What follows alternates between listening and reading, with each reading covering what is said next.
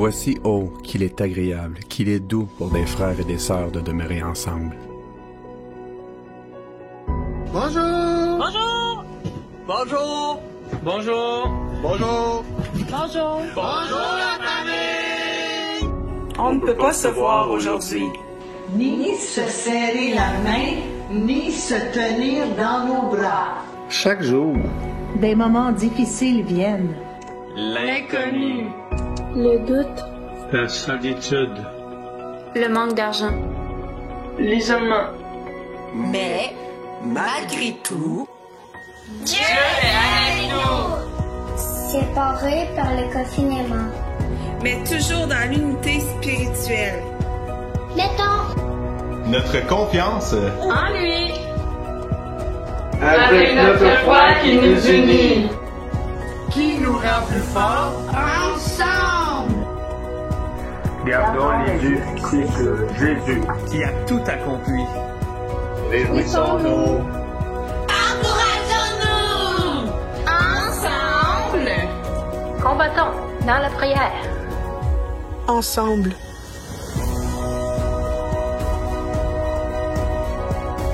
Propageons l'espoir, La paix.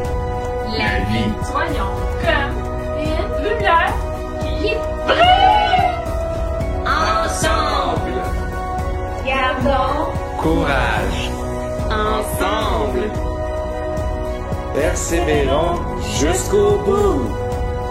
Ensemble. Nous sommes l'Église. Toujours aussi belle. Toujours aussi vivante. L'Église, c'est Lynn. l'Église, c'est qui? L'Église, c'est toi. L'Église, c'est nous. Faisons la différence. Ensemble, on vous aime.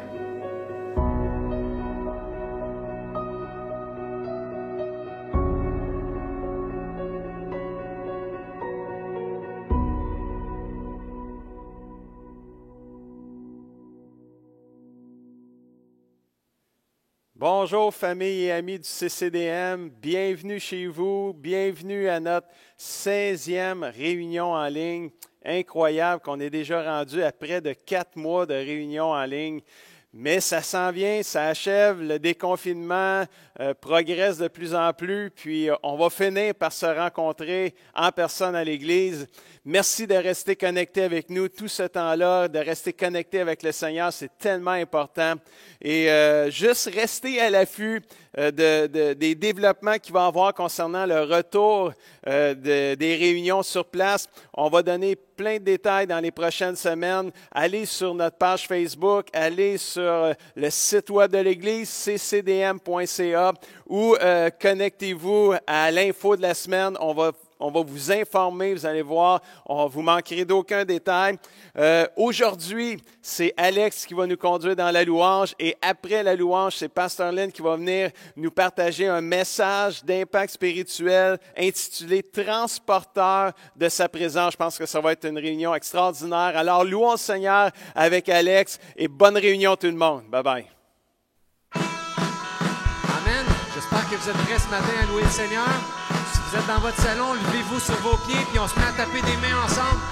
On loue le Seigneur. C'est le temps de passer du temps en sa présence. Amen.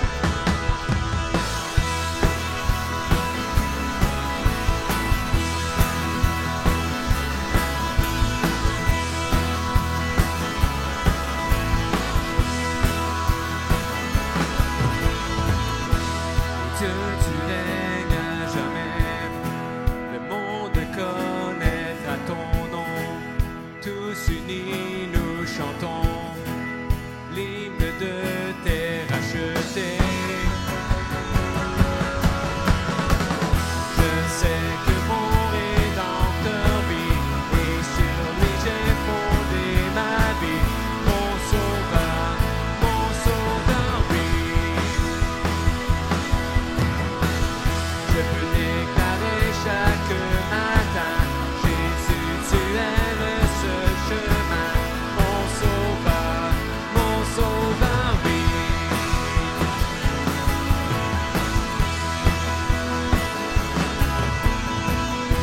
Le roi des rois vint du ciel, et tout l'enfer tremble à son nom. Victorieux glorieux, éternel, est le chant des rachetés. Je sais que mon Rédempteur vit, et sur lui j'ai fondé ma vie. Mon Sauveur vit. Je peux déclarer chaque matin, Jésus, tu es le seul chemin. Mon Sauveur vit. Mon Sauveur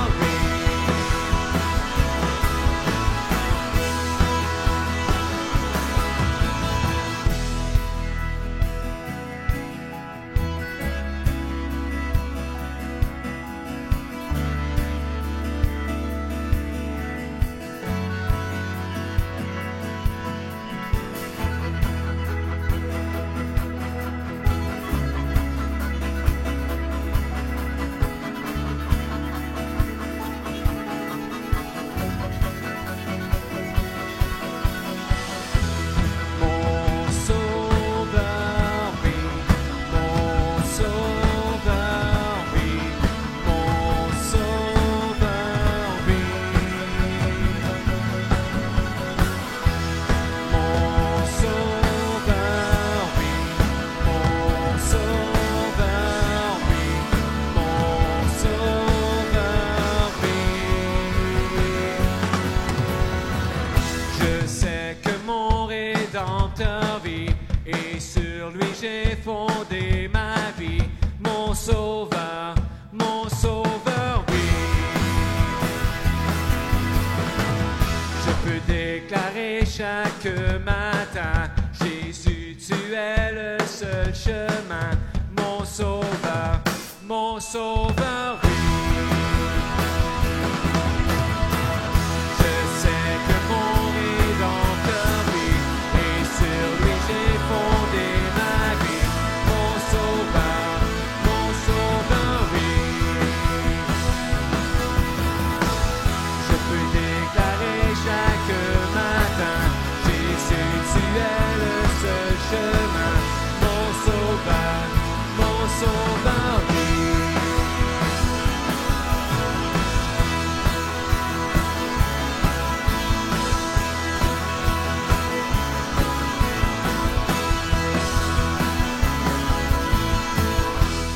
Louez Dieu dans son sanctuaire, louez-le dans l'étendue, où éclate sa puissance.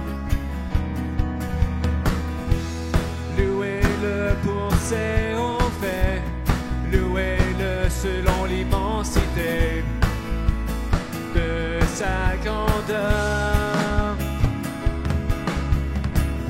Que tous ceux qui respirent louent l'Éternel. Que tous ceux qui respirent louent l'Éternel. Que tous ceux qui respirent louent l'Éternel. Louez Dieu dans son sanctuaire, louez-le selon l'étendue, où éclate sa puissance. Louez-le pour ses bons faits, louez-le selon l'immensité de sa grandeur. Que tous ceux qui respirent, que tous ceux qui respirent louent l'Éternel. Que tous ceux qui respirent louent l'Éternel. Que tous ceux qui respirent louent l'Éternel. Alléluia Seigneur, nous sommes venus t'adorer ce matin dans ton sanctuaire. Que tu puisses prendre toute la place qui te revient Seigneur.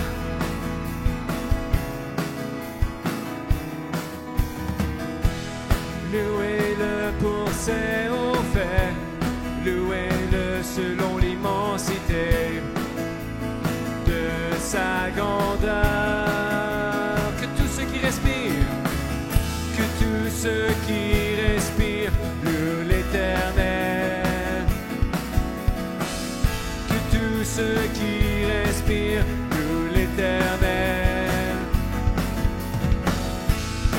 ceux qui respirent, loue l'Éternel.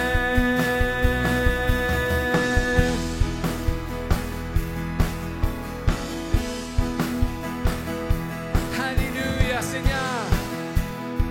Louons l'Éternel ensemble ce matin.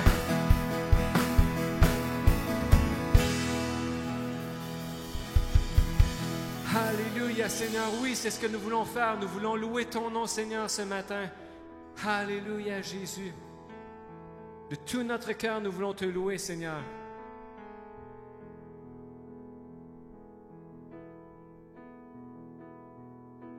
Je louerai l'Éternel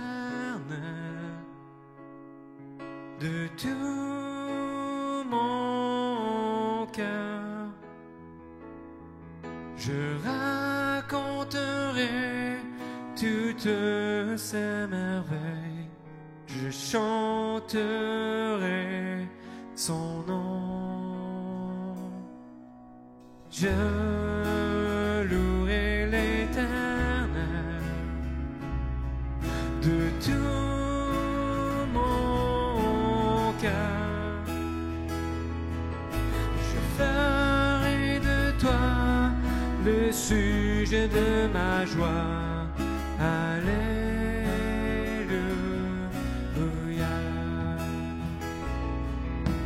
Je louerai l'Éternel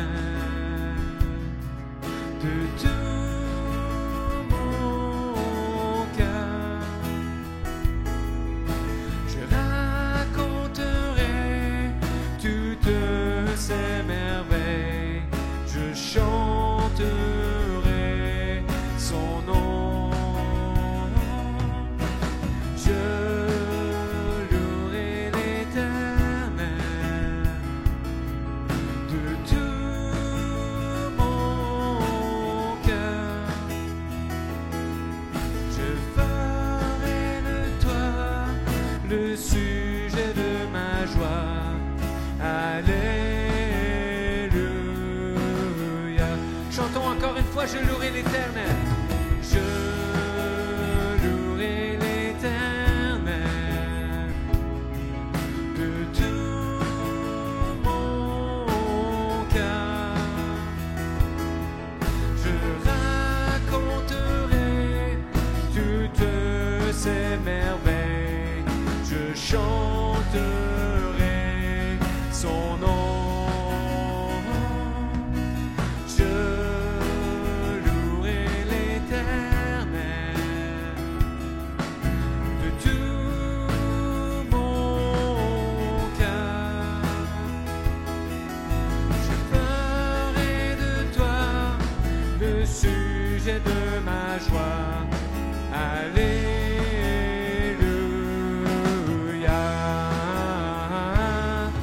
Alléluia.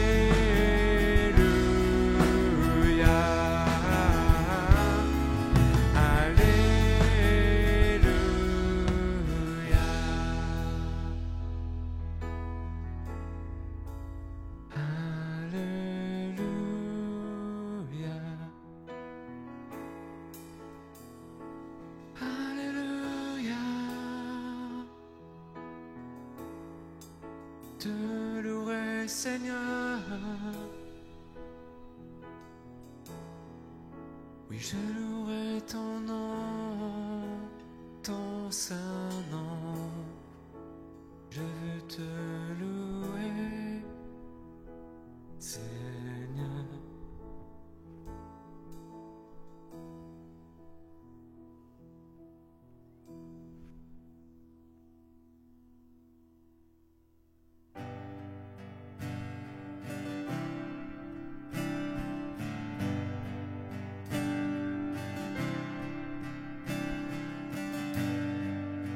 Si ton cœur est blessé et brisé, submergé par le poids du péché, Jésus t'appelle. Te sens-tu épuisé par la vie?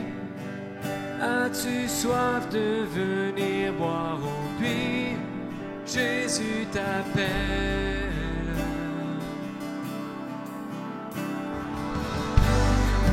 au pied de l'autel, le Père a ses bras grands ouverts, il fait grâce, c'est le prix du sang précieux de Jésus-Christ.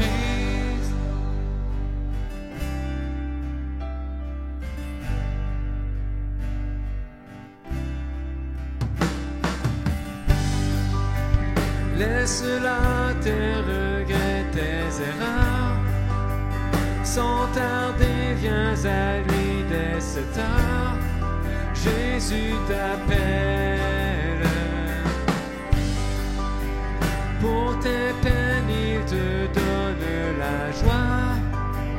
Et descendre, il fait naître la vie. Jésus t'appelle. Viens au pied de l'autel, le Père a ses bras grands ouverts, il fait grâce, c'est le prix précieux de Jésus-Christ.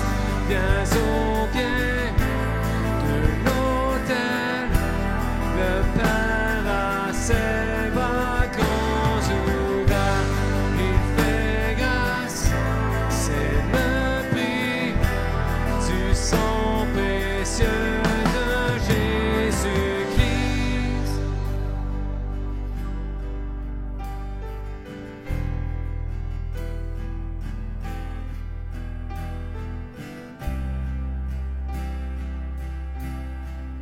Quel sauveur si grand, n'est-il pas merveilleux?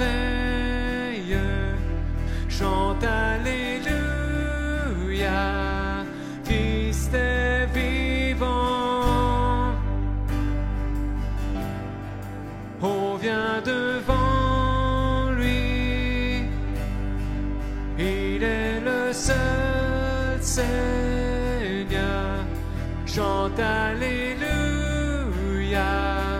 Christ est vivant. Quel sauveur si grand, n'est-il pas merveilleux? Chante Alléluia, Christ est vivant. On vient devant lui, il est le seul Seigneur. Chante Alléluia, Christ est vivant.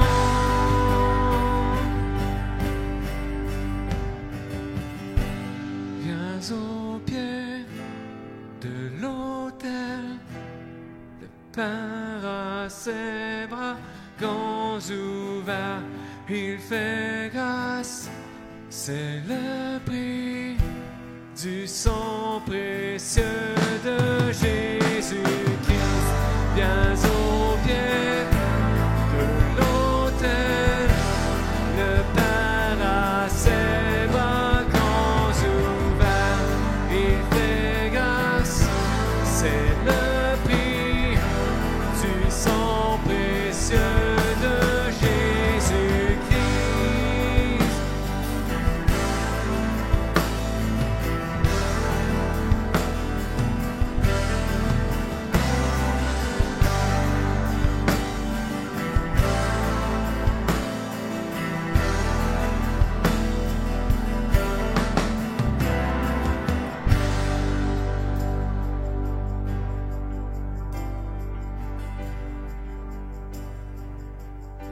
Car il est le seul Seigneur, il est ressuscité, c'est le Seigneur. Tout genou fléchira, toute bouche confessera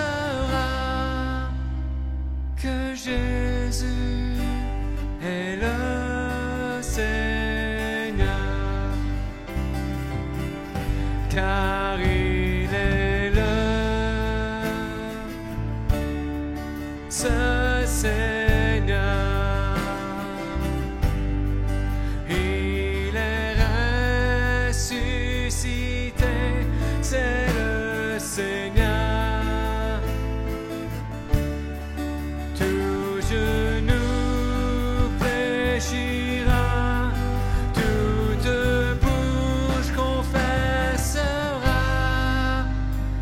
que Jésus est le Seigneur. Je chante une dernière fois. Car il est là, ce Seigneur. Il est ressuscité, c'est le Seigneur. Tout genou fléchira, toute bouche confessera que Jésus est le Seigneur.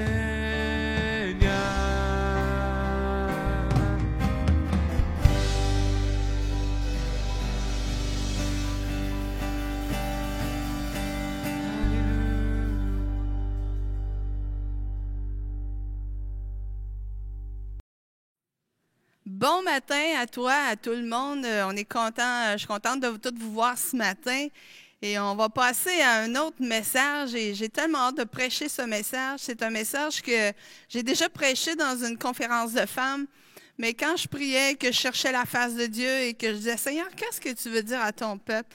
Et ce message me rebondit dans les pensées et je me disais, ouais, mais tu sais, j'ai déjà prêché ça dans une conférence. Fait que, et là, j'ai commencé à lire ce message et je me suis dit, oui, je suis devenue toute excitée. J'ai dit, oui, c'est ça le message que Dieu veut vous apporter ce matin. Alors, le titre du message ce matin, c'est « Transporteur de la présence de Dieu ». Alors, est-ce que tu es transporteur de la présence de Dieu? Dans la parole de Dieu, on voit que Adam, au tout début, il vivait la présence de Dieu à tous les jours.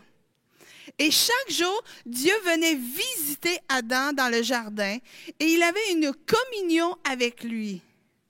Et si on réfléchit un instant, de penser à ça, que Dieu venait à tous les matins dans le jardin pour avoir cette communion-là. Wow, c'est extraordinaire. Et Dieu a créé l'homme et la femme pour être en communion avec eux, en relation avec sa chère créature, l'homme et la femme, et il a tout mis son amour pour les créer. Et ce matin, on va regarder plusieurs passages de la parole de Dieu parce que je veux que vous compreniez vraiment la présence de Dieu, de l'évolution de la présence de Dieu de l'Ancien Testament au Nouveau Testament jusqu'à aujourd'hui. Et on va regarder ça ensemble. Dans Genèse chapitre 1, versets 26 et 27, ça dit, « Puis Dieu dit, faisons l'homme à notre image, selon notre ressemblance. Dieu créa l'homme à son image, il le créa à l'image de Dieu, l'homme et la femme. » Dans Genèse chapitre 5, versets 1 à 2, nous dit aussi, « Quand Dieu créa les êtres humains, il les fit de telle sorte qu'ils lui ressemblent. Il les créa, hommes et femmes, il les bénit et leur donna le nom d'hommes le jour où ils furent créés. Et comme un artiste ou un sculpteur, lorsqu'on peint ou qu'on sculpte, on met tout notre amour et notre passion pour créer un chef-d'œuvre. Et Dieu est le premier et le plus grand des artistes et il a mis tout son cœur pour créer ce chef-d'œuvre, une créature, l'homme et la femme. Alléluia. Alors la femme et l'homme, avec qui peut-on communiquer sur terre? Est-ce qu'on peut communiquer avec les arbres? Non. Est-ce qu'on peut communiquer avec les fleurs? Avec les nuages? Peut-être avec les poissons? Non. Alors pourquoi? Parce qu'on n'est pas on n'est pas semblables. Dieu ne nous a pas créés semblables, pareils. On n'a pas le même langage. Alors, c'est pour ça qu'on ne peut pas se comprendre. Mais la Bible dit que Dieu nous a créés à sa ressemblance. Alors, pour ça, à cause de cela, on peut communiquer avec Dieu. Alléluia. Mais un jour, l'ennemi est venu mettre le trouble dans cette relation. Et à cause du péché, Adam a perdu cette relation intime avec Dieu qu'il avait à chaque jour. L'ennemi était jaloux de cette relation, de ce que Dieu chérissait sa créature. Il ne faut pas oublier que Satan, un jour, a été jeté en dehors du royaume de Dieu parce qu'il s'était révolté contre Dieu. Il avait une position très élevée. Il était au niveau de l'adoration. C'était lui qui s'occupait de l'adoration envers Dieu, mais il a voulu cette adoration pour lui-même. Et là, aujourd'hui, il voit que l'homme et la femme sont là devant Dieu et qu'ils veulent adorer Dieu. Et l'ennemi n'aime pas ça parce que l'ennemi a voulu cette place. Et il cherche continuellement à nous attirer à lui, à nous faire tomber, à nous éloigner de notre Dieu d'amour pour qu'on puisse l'adorer. Mais ce n'est pas ce qu'on veut, nous. On veut adorer Dieu. Et voilà que Dieu a donné une position très proche à l'homme et la femme envers Dieu. Et l'ennemi n'a pas aimé ça. Il a tout fait pour voler et détruire cette relation. Et c'est ce qu'il fait encore aujourd'hui.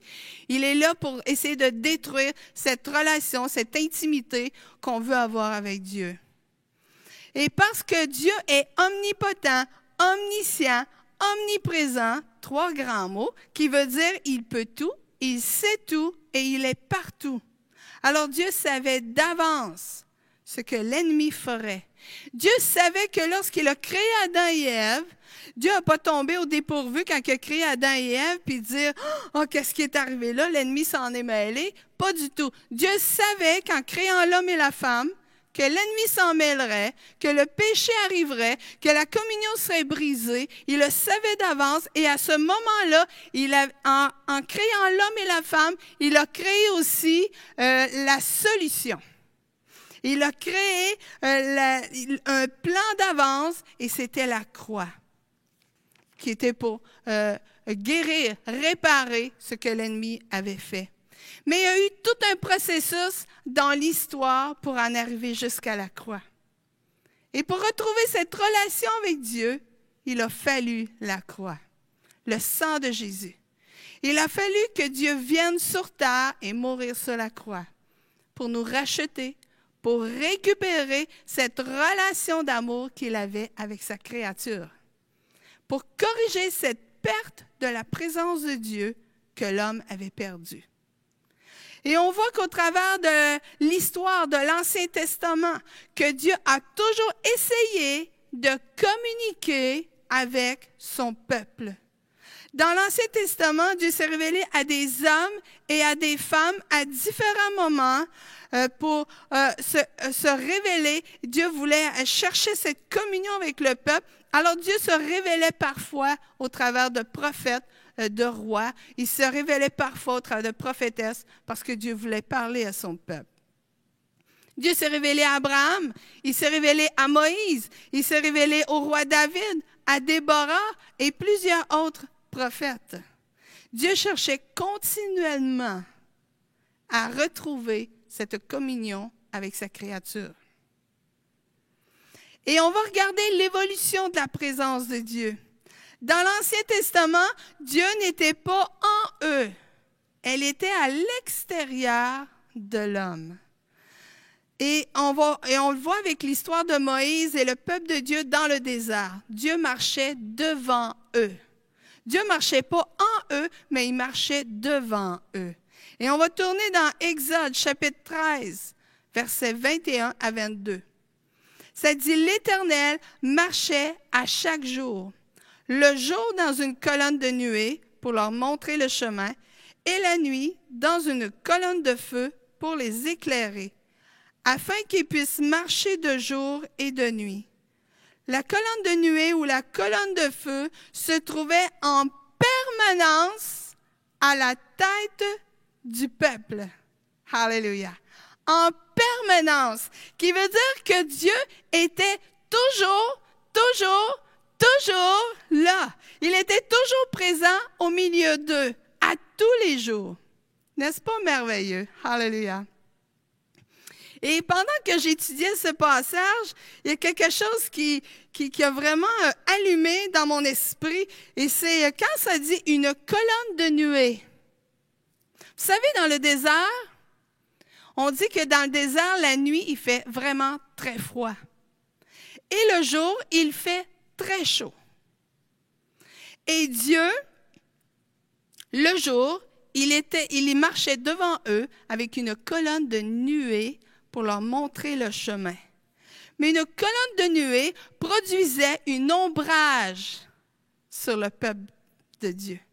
Alors le jour, Dieu les abritait, les protégeait contre la chaleur du soleil. N'est-ce pas merveilleux? Et la nuit, Dieu les suivait, marchait devant eux avec une colonne de feu pour les éclairer. Pas une colonne de lumière pour les éclairer, mais une colonne de feu qui aussi en même temps les gardait à la chaleur, les gardait au chaud. Alors le peuple de Dieu était vraiment choyé. Dieu prenait vraiment soin de son peuple. Et quand j'ai réalisé ça, j'ai dit, wow, Dieu ne faisait pas juste leur montrer le chemin et les éclairer, mais il les gardait à la fraîche le jour et il les gardait au chaud la nuit. Hallelujah. C'est extraordinaire comment Dieu prend soin de son peuple. Comment Dieu aime l'homme et la femme. Et plus tard dans l'histoire, on le voit avec l'arche de l'Éternel. Et là, il va y avoir une photo sur l'écran, vous allez voir l'arche de l'Éternel. Et parfois, c'est écrit dans le coffre de l'Éternel ou dans le coffre de l'Alliance, qui veut dire exactement la même chose. Et l'arche de l'Éternel était un symbole de la présence de Dieu. Et Dieu parle ici à Moïse, on va le voir dans un texte, dans Exode, chapitre 25, verset 22. Ça dit, « C'est là que je me rencontrerai avec toi, du haut du propitiatoire. » Vous allez dire, c'est quoi ça? C'est le couvercle du coffre. Entre les deux chérubins, placés sur l'arche du témoignage. Les deux chérubins, c'était deux anges sculptés qu'il y avait sur le couvercle. Et Dieu est en train de dire ici, c'est là que je vais me rencontrer avec toi. Et je te donnerai tous mes ordres pour les enfants d'Israël. Et Moïse, chaque fois qu'il voulait parler avec Dieu, il entrait dans la tente, là où était l'arche, et Dieu venait le rencontrer. Alléluia. Il y avait un face-à-face avec Dieu. Il était dans sa présence. Et ensuite, dans l'histoire, pendant un temps, on voit plus tard, si on continue à lire la parole de Dieu, que le roi David avait fait mettre l'arche de l'Éternel chez la famille d'Obed et d'Om. Et on va lire dans 2 Samuel, chapitre 6, versets 12 à 15. Et là, on va lire différents passages dans l'Ancien Testament pour que vous compreniez bien l'évolution de la présence de Dieu. Alors, dans 2 Samuel, chapitre 6, versets 12 à 15, nous dit, « On fit savoir au roi David que l'Éternel avait béni la famille d'Obed-Édom, parce que l'arche, David l'avait envoyée chez eux, et qu'il avait fait prospérer tous ses biens à cause du coffre de Dieu. » Et on pourrait dire, à cause de la présence de Dieu. Alors David, quand il a su ça, il dit non, on va ramener ça chez nous, ce coffre-là, la présence de Dieu. Alors David fit transporter le coffre de Dieu depuis la maison d'Obed-Édom jusque dans la cité de David, au milieu des réjouissances. David était tellement content de ramener la présence de Dieu chez lui. Quand ceux qui portaient le coffre de l'Éternel eurent avancé de 6 pas, ils s'arrêtèrent et l'on offrit en sacrifice un taureau et un veau gras. David dansait de toutes ses forces devant l'Éternel. Il était tellement content, vêtu seulement d'un vêtement de lin semblable à celui des prêtres. Ainsi, David et tout le peuple d'Israël transportèrent le coffre de l'Éternel en poussant des cris de joie et en faisant résonner les corps. David ici, il dansait devant Dieu parce qu'il était tellement content. Il était rempli de joie.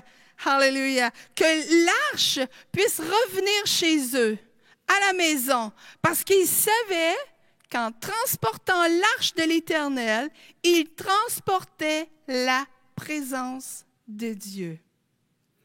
Il savait que là où était Dieu, la bénédiction était là. Et si on regarde un autre exemple avec Josué et la fameuse muraille de Jéricho, dans Josué chapitre 6, versets 2 à 5, ça dit, « L'Éternel dit alors à Josué, « Regarde, je te livre Jéricho, son roi et tous ses guerriers. Pendant 6 jours, toi et tous tes soldats, vous ferez chaque jour le tour de la ville, une fois par jour. 7 prêtres portant chacun un corps fait d'une corne de bélier précéderont le coffre de l'Alliance, qui est la présence de Dieu. Le 7e jour, vous ferez 7 fois le tour de la ville et les prêtres sonneront du corps. Quand tout le peuple les entendra produire avec leur corps un son prolongé, tout le monde poussera un grand cri et les remparts de la ville s'écrouleront sur place. Alors le peuple donnera l'assaut, chacun droit devant soi. » Ils avaient Dieu avec eux. Et parce que Dieu marchait devant eux, aucun ennemi ne pouvait résister à Dieu. Oh, quelqu'un dit Alléluia.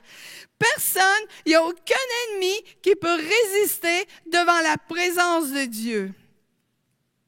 Et on le voit aussi dans Nombre chapitre 10, verset 35, qui dit « Chaque fois que le coffre sacré partait, Moïse priait, « Lève-toi, Éternel, et que tes ennemis soient dispersés, que ceux qui te haïssent fuient devant toi. » Quand l'arche de Dieu était chez les ennemis, ça devenait une malédiction pour eux.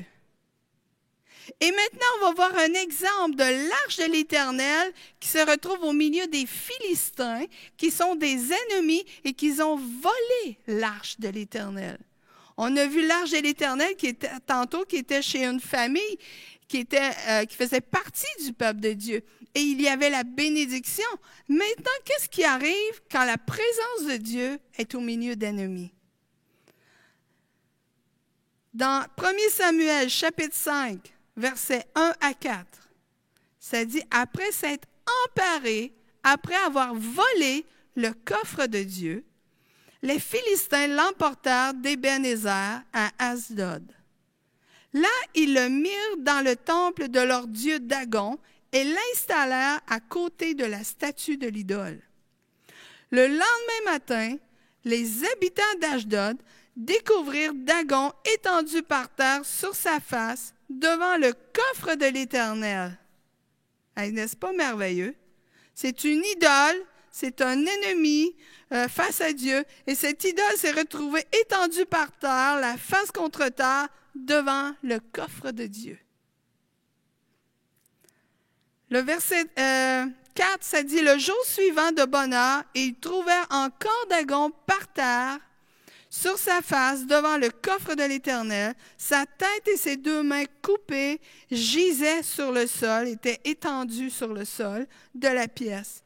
Seul le tronc était resté là. » Et on va continuer avec le verset 6 jusqu'à 11 qui dit « Puis l'Éternel frappa très sévèrement les Ashdodiens et fit des ravages parmi eux en les frappant de tumeurs dans la ville et les territoires qui en dépendaient.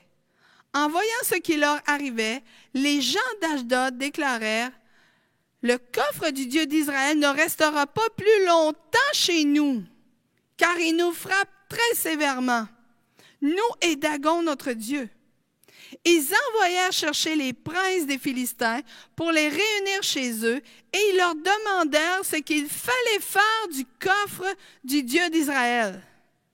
Ceux-ci décidèrent de le transférer à Gath. On va l'envoyer dans une autre ville. Peut-être que ça va mieux aller. Ainsi, on y transporta le coffre du Dieu d'Israël. Une peur mortelle régnait dans toute la ville, car Dieu la frappa sévèrement. Mais quand on l'eut transféré là-bas, l'Éternel intervint contre les habitants de la ville, et il sema la terreur. En effet, l'Éternel les frappa tous, quelle que soit leur condition sociale, et ils furent atteints de tumeurs. Alors, ils expédièrent, et on dit là, ça suffit, là, on change ça de place encore. Alors, ils ont expédié le coffre de Dieu à Écron, dans une autre ville.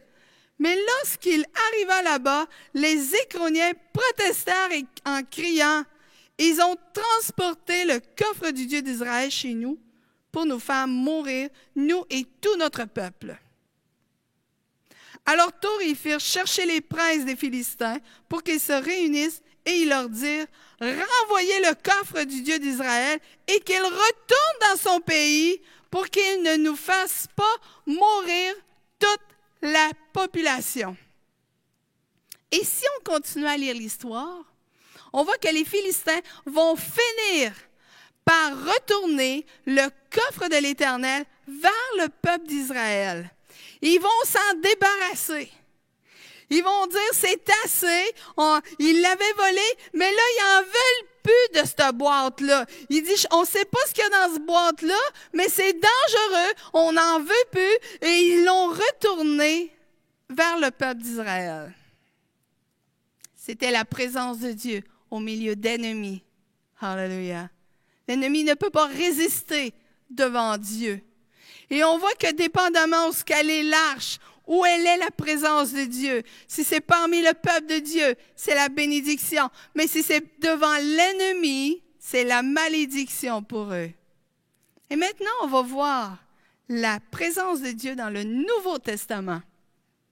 Lorsque Dieu est venu sur terre, et que lorsqu'il rencontrait un malade, un infirme, ou un démoniaque, ou qui était en présence de mauvais esprits, alors les ennemis réagissaient toujours devant Jésus. Et ils fuyaient parce que Jésus était lui-même la présence de Dieu. Alléluia. Quand Jésus marchait sur terre, il était lui-même la présence de Dieu. Et partout où il allait, quand il rencontrait des malades, les malades étaient guéris, les infirmes étaient guéris, ceux qui étaient possédés étaient délivrés. Pourquoi? Parce que la présence de Dieu était là. Et l'ennemi ne peut pas résister devant la présence de Dieu. Oh, hallelujah. Mais quand Jésus est parti, quand Jésus est retourné là-haut, la présence de Dieu est repartie vers là-haut. Qu'en est-il aujourd'hui de nous? On a vu que dans l'Ancien Testament, la présence de Dieu était à l'extérieur. Dans le Nouveau Testament, lorsque Jésus est arrivé, la présence de Dieu était là, sur place, et se manifestait. Mais lorsqu'il est parti, qu'en est-il arrivé? Et on va tourner dans Jean chapitre 14, et on va lire le verset 20 et le verset 23. Ça dit, « Quand ce jour viendra, vous connaîtrez que je suis en mon Père. » Alors Jésus est dans le Père. « Vous saurez aussi que vous êtes en moi. » Alors on est en Jésus. « Et que moi je suis en vous. » Oh, hallelujah. Jésus lui répondit, « Si quelqu'un m'aime, il obéira à ma parole. Mon Père aussi l'aimera. Nous viendrons à lui et nous établirons notre demeure chez lui. » Hallelujah. Jésus ici dit, nous établirons notre demeure chez toi. Hallelujah. N'est-ce pas merveilleux? Quand Jésus est parti au ciel, le Père et le Fils, la parole de Dieu nous dit que le Père et le Fils sont venus s'installer dans ta vie au travers du Saint-Esprit. Alors tu as la Sainte Trinité, tu as Dieu le Père, Dieu le Fils, Dieu le Saint-Esprit qui sont installés, qui demeurent dans ta vie. Alléluia. Où est-elle la présence de Dieu? Elle est en toi. Je ne sais pas si tu peux réaliser ça. Je ne sais pas si tu peux comprendre ça. Mais la présence de Dieu, aujourd'hui, elle est en toi. Même si tu ne la ressens pas, même si tu ne la vois pas, elle est là. Elle est en toi, elle est en moi, elle est en nous. Alléluia. Elle est dans l'enfant de Dieu. Et ici, je veux partager une image pour essayer de vous faire comprendre encore plus. Qu'est-ce que ça fait, la présence de Dieu? Que tu sois à ton travail, que tu sois à l'école, que tu sois en train de faire du ministère, dans ta famille, qu'importe où ce que tu es. Qu'est-ce que la présence de Dieu fait lorsque elle est en toi? Si on prend l'image d'un feu de camp, et c'est le soir, c'est l'été, il fait chaud, et là, le soir, il commence à rafraîchir, et là, vous faites un feu de camp, et là, vous vous asseyez près du feu de camp, et là, le feu de camp dégage une chaleur, alors vous êtes bien, ça vous réchauffe, et aussi, c'est comme si on se sent un peu comme si on était dans une doudou, hein, quand on est tout près d'un feu. Mais si tu t'éloignes du feu, qu'arrive-t-il? Tout à coup, qu'arrive-t-il? Les maringouins arrivent, et puis là, ils vous tournent autour de la tête, puis là, vous entendez des bzzz autour de la tête, des oreilles, et là, ils sont là autour de vous, et la seule façon de vous en débarrasser, c'est de venir vous asseoir près du feu. Alléluia. Parce que si tu viens près du feu, tout près, si les maringouins s'approchent trop, ils vont brûler. Alléluia. Leurs ailes vont brûler, ils vont tomber, et ils vont brûler. Alléluia. Le maringouin ne peut pas être près du feu parce qu'il va brûler justement. Alléluia. Et nous, on doit rester près du feu pour garder cette chaleur, pour que les maringouins soient loin de nous. Et la présence de Dieu, c'est exactement la même chose. Si tu restes près de la présence de Dieu, si tu restes proche de Dieu, la parole de Dieu nous dit que Dieu est un feu dévorant. Qui veut dire que Dieu brûle tout ce qui n'est pas de lui. Dieu brûle tout ennemi. Il brûle tout ce qui n'est pas de lui. Alléluia. Alors, si tu te tiens près de Dieu, ça veut dire que tu es tout près du feu de Dieu. Tu restes tout près de lui. Alléluia. Les démons ne peuvent pas t'atteindre parce que tu es dans le feu de Dieu. Mais si tu t'éloignes de la présence de Dieu, qu'est-ce qui va arriver? Les démons arrivent. Et là, ils commencent à tourner autour de tes oreilles. Ils commencent à te raconter des mensonges, à dire « Ah, t'es pas bon, t'es ci, t'es ça. Dieu t'aime pas. Puis Dieu prendra pas soin de toi. » Puis là, les mensonges arrivent. Toutes les pensées négatives arrivent. Et les démons te lâchent plus. Et la seule façon de te débarrasser des démons, approche-toi de Dieu. De la présence de Dieu. Reste dans le feu de Dieu. Alléluia. C'est la seule façon de t'éloigner de l'ennemi. Parce qu'en restant proche de Dieu, dans le feu de Dieu, si un démon ose s'approcher, il va brûler. Alléluia. Il ne peut pas résister. On l'a vu dans l'Ancien Testament, on l'a vu dans l'histoire. Lorsque la présence de Dieu est au milieu de l'ennemi, les ennemis fuient. Les ennemis sont détruits. Alléluia. C'est la pagaille dans l'armée. Ça ne marche pas avec l'ennemi. L'ennemi ne peut pas s'approcher de Dieu. Alléluia. Alors, reste près de Dieu. Et on va tourner dans Galates, chapitre 2, verset 20, qui dit, « Ce n'est plus moi qui vis, mais c'est Christ qui vit en moi. » Alléluia. Et vous voyez que la présence de Dieu vit en moi. Jésus est parti au ciel, mais maintenant, il dit, c'est plus moi qui vis, mais c'est le Christ qui vit en moi. Alléluia. La présence de Dieu est là. Jésus vit en moi. Dieu vit en moi. Alléluia. Je transporte la présence de Dieu. Lorsque je me déplace, lorsque je marche, lorsque je vais à l'école, lorsque je vais au travail, lorsque je vais faire du ministère, lorsque je vais voir ma famille, ou je marche dans la rue, je vais au centre d'achat, les centres d'achat viennent d'ouvrir, là, lorsque je peux entrer dans les centres d'achat, partout où je vais, Partout où je me déplace, je transporte la présence de Dieu avec moi. Oh, alléluia! Alléluia!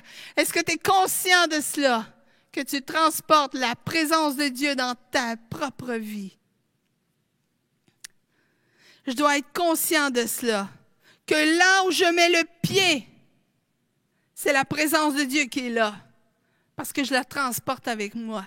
Dieu vit en moi. Dieu n'est plus au ciel.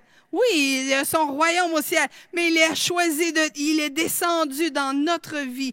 Il est descendu en nous et il habite en nous. Alléluia. Avant, il vivait dans un temple que Salomon a construit un temple dans l'Ancien Testament et Dieu avait choisi de vivre dans ce temple. Mais aujourd'hui, le temple, c'est moi. Alléluia. La parole de Dieu dit que je suis le temple du Saint-Esprit.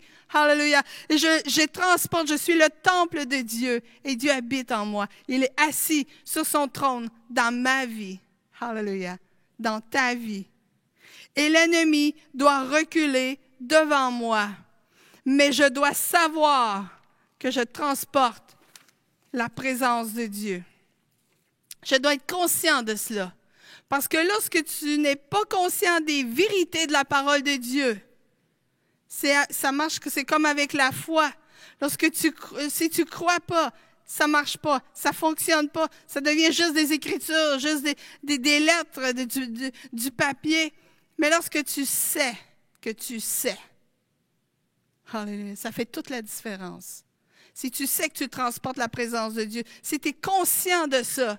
Parce que si tu le sais, là, ça veut dire que quand tu vas quelque part, tu sais que tu n'es pas toute seule. Tu sais que tu n'es pas là toute seule. Tu sais que ce n'est pas toi qui vas faire quelque chose. Tu sais que ce n'est pas toi qui vas guérir quelqu'un, là. Tu sais que ce n'est pas toi qui vas délivrer quelqu'un, là. Mais tu es accompagné, tu es rempli de Dieu. Et là où tu vas, quelqu'un peut être guéri, quelqu'un peut être libéré, quelqu'un peut recevoir le salut. Alléluia. Mais on doit être conscient qu'on transporte la présence de Dieu. Lorsque la présence de Dieu est au milieu de ses enfants, de son peuple, il y a le salut, il y a la guérison, il y a la délivrance, il y a la joie, la paix, il y a la bénédiction. Mais lorsque la présence de Dieu est au milieu ou en présence de l'ennemi, il y a la destruction de l'ennemi, la confusion dans le camp de l'ennemi. Il y a la fuite de l'ennemi. L'ennemi est vaincu, dépendamment où est la présence de Dieu. Il y a toute une différence. Il y a un monde de différence. Soit la bénédiction ou la malédiction. Alléluia. Mais l'ennemi doit fuir devant la présence de Dieu. Il doit toujours fuir. Alléluia. Et ce matin, pendant que je préparais le message, j'ai une parole que j'ai eue du Seigneur. J'ai eu une image, et je sais que cette image, cette parole est pour quelqu'un ce matin. Et c'est pour que tu puisses comprendre vraiment, c'était une image selon la présence de Dieu. Et pendant que je priais, j'ai vu que, et des fois, on dit souvent qu'une image vaut 1000 mots, mais c'est d'expliquer cette image que j'ai vue que c'était tellement une belle image. Et vous savez que lorsqu'il y a une tempête, un orage, et que les nuages viennent presque noirs, le ciel, et là, il y a des éclairs, il y a des tonnerres, ça brasse dehors. Et qu'est-ce qu'il y a derrière les nuages? Il y a le soleil. Est-ce que le soleil est parti? Est-ce que le soleil a changé de place parce qu'il y a une tempête? Pas du tout. Le soleil est resté fidèlement à la même place. Et Dieu, c'est la même chose. Peut-être que tu crois ce matin que Dieu t'a abandonné. Peut-être que tu crois que Dieu ne t'aime plus. Peut-être que tu es tombé dans le péché. Et là, tu dis, ça y est, Dieu ne m'aime plus. Dieu veut plus de moi. Ah, je suis tombée tellement de fois. Dieu m'aime plus. Et vous savez, le péché, c'est comme les nuages noirs. Les nuages noirs cachent le soleil, mais il est encore là. Et le péché cache Dieu, cache la présence de Dieu. Le péché vient te couper de Dieu. Les nuages noirs viennent te couper du soleil, viennent te couper de la chaleur du soleil, de la lumière du soleil. Et le péché vient te couper de Dieu, vient te couper de sa présence. Mais Dieu est fidèle, il est encore là. Jamais il va partir. La Bible nous dit que Dieu n'abandonne jamais ses enfants. Et c'est peut-être juste, prends la décision, tasse les péchés. Règle des choses dans ta vie. Enlève les murs, enlève les murailles qui se sont bâties devant toi, entre toi et Dieu. Et ça, c'est l'ennemi qui essaie de faire ça. L'ennemi veut te séparer de Dieu. L'ennemi va toujours chercher à couper ta relation avec Dieu pour pas que tu rentres dans sa présence. Mais coupe cela, enlève ça, et tu vas voir que Dieu est là et il te tend la main. Il te tend la main. Alléluia. Dieu ne t'a pas abandonné. L'ennemi te dit qu'il t'a abandonné, mais c'est un menteur. L'ennemi est un menteur. Et il veut te voler ta vie spirituelle. Il veut te voler les bénédictions que Dieu veut te donner. Mais Dieu est là, il te tend la main. Et il veut retrouver cette présence, cette communion avec toi. Alléluia. Tourne-toi vers Dieu. Tourne-toi vers Dieu. Alors, soyez conscients de la présence de Dieu, que vous la transportez partout où que vous allez. Et on va se recueillir pendant un moment et on va prier ensemble si tu le veux bien. Alors, ferme tes yeux et on va prier ensemble. Alléluia. Alléluia. Père éternel, au nom de Jésus, je viens devant toi. Seigneur, je veux t'élever ton peuple, tes enfants. Seigneur, viens te manifester à eux. Manifeste-toi à ton enfant. Montre-lui que tu ne l'as pas abandonné, mais que tu l'aimes. Parce que c'est ta créature, c'est toi qui l'as créé. C'est ton chef-d'œuvre. Seigneur, aide à ton enfant à être conscient pleinement de ta présence, que tu es toujours là près de lui. Alléluia. Seigneur, donne le vouloir et le pouvoir à ton enfant de s'approcher de toi. Je viens maintenant au nom de Jésus-Christ. Contre tout, je brise dans le nom de Jésus-Christ contre toute addiction dans ta vie. Je viens dans le nom de Jésus contre tout ce qui n'est pas de Jésus-Christ dans ta vie. Et au nom de Jésus, que ces choses quittent ta vie maintenant, au nom de Jésus. Que toute addiction soit brisée. Hors de ta vie, au nom de Jésus-Christ. Que tout péché soit brisé dans ta vie, que ça sorte de ta vie maintenant, au nom de Jésus. Alléluia. Que tous les murs qui se sont construits dans ta vie soient aplanis, soient détruits au nom de Jésus-Christ. Alléluia. Et Dieu, que ta lumière puisse resplendir dans sa vie. Dieu, que ta lumière resplendisse dans ta vie, cher enfant de Dieu. C'est au nom de Jésus que je prie. Merci, Seigneur. Merci pour ta présence, Seigneur. Merci parce que, Seigneur, partout où qu'on va, Seigneur, tu es avec moi. Tu es avec ton enfant, Seigneur. Tu marches avec nous, Dieu. Tu marches, tu nous suis, Seigneur, partout où qu'on est, oh Dieu. Seigneur, qu'on puisse libérer ta présence. Qu'on puisse, Seigneur, pas essayer de faire des choses, mais qu'on puisse juste te laisser, toi, se manifester là où je suis. Manifeste-toi, oh Dieu, que ta présence se manifeste dans ma vie et autour de moi. Au nom de Jésus, que tout ennemi fuit devant ma présence maintenant, au nom de Jésus-Christ. Alléluia. Merci, Seigneur. Merci, Jésus. Alléluia. Qu'on puisse dire merci à notre Dieu ce matin, car Dieu est bon et il est grand. Et sa présence, il ne nous abandonnera jamais. Alléluia.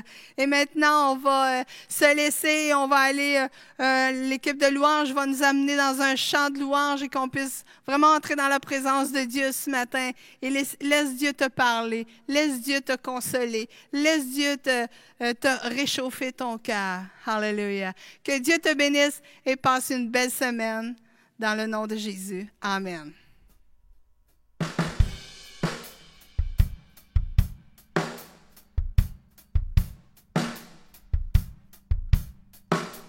J'ai soif de ta présence, divin chef de ma foi. Dans ma faiblesse immense, que ferais-je sans toi? Chaque jour, à chaque heure, oh, j'ai besoin de toi. Viens Jésus et demeure auprès de moi. Pendant les jours d'orage, d'obscurité, de froid, quand faiblit mon courage, que ferais-je sans toi? Chaque jour, à chaque heure, oh, j'ai besoin de toi. Viens Jésus et demeure auprès de moi. J'ai soif de ta présence, divin chef de ma foi. Dans ma faiblesse immense, que ferais-je sans toi? Chaque jour, à chaque heure, oh, j'ai besoin de toi. Viens Jésus et demeure auprès de moi. Chaque jour, chaque